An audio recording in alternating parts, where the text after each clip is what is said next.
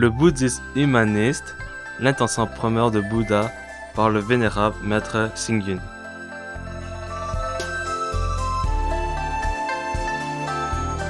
Inspiré par la sagesse du maître Chan, le persécuteur se repent.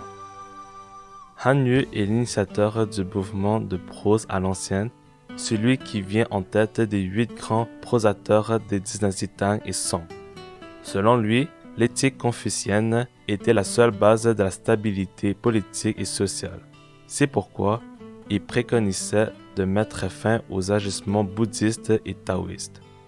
Banni sous les Tang pour avoir fustigé dans des termes d'une rare violence le culte des reliques du Bouddha, il fut relégué dans les provinces de Shuangzhou où il rendit visite au maître Chang Dandian. Étant en état de concentration méditative, ce dernier était imperturbable.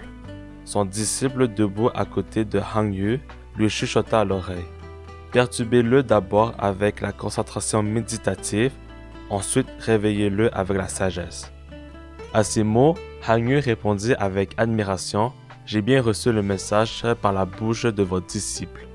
Par la suite, il pratiqua la méditation et rendit souvent visite au maître imminent. Il regretta ses actes passés et devint un pieux supporter du bouddhisme. Un autre opposant du bouddhisme fut Ouyang Xiu.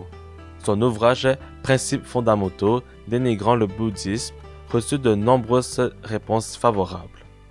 Aussi, le maître Chang Mingqiao Chingsong écrivait-il les renseignements auxiliaires pour contester en préconisant l'intégration des 3 pensées: bouddhisme, taoïsme et confucianisme. Cet ouvrage transforma l'opinion d'Ouyang Xiu qui s'exclama: je n'attendais pas à un talent aussi imminent parmi les monastiques.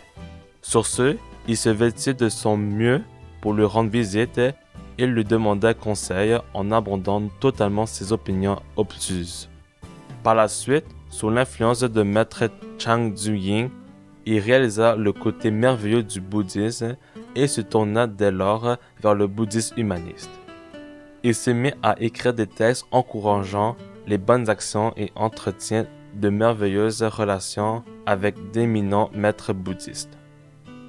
Un autre leader du mouvement de prose à l'ancienne, Liu Zhongyan, fut élevé dans une famille bouddhiste. En plus de ses poèmes et textes en prose louant le bouddhisme, il écrit encore Dieu de la mer de Chine orientale pour commenter la pratique de l'école Jingtu. La plupart des inscriptions lapidaires des moines éminents de l'époque lui sont attribuées. Celle du 6e patriarche Yuanyang fut en exemple. Connu comme les 3 érudits de la famille Su, Su Xian et ses 2 fils Su Shi et Su She sont tous les 3 classés parmi les 8 grands maîtres de la prose des dynasties Tang et Song et furent bouddhistes tous les 3.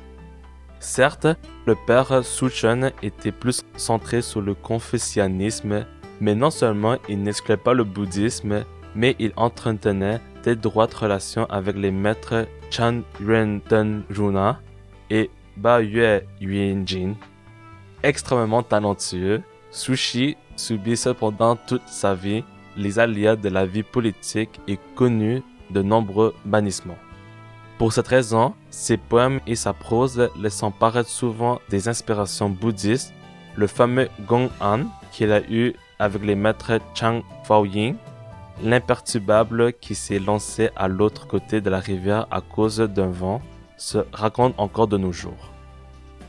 En rendant visite au maître Chan Chanzong de la pagode Dongling du mont Lu, Su Shi, alias Su Dongpo, ressentit une certaine illumination dans les conversations et il écrivait la gatha suivante, qui, plus tard, devient un poème très populaire.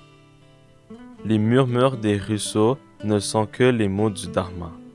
Les paysages des montagnes ne sont que les formes de la pureté. Les 84 000 stances de la nuit sont enfin révélées. Comment pourrons-nous un jour les transmettre aux autres? Le texte d'invitation du service Yogacara, la gorge enflammée du bouddhisme, est aussi une composition de Su Dongpo. Sa bienveillance compassion envers les êtres des 6 destinées et son esprit d'égalité et d'affection envers la vie reflètent parfaitement les caractéristiques des bodhisattvas humanistes.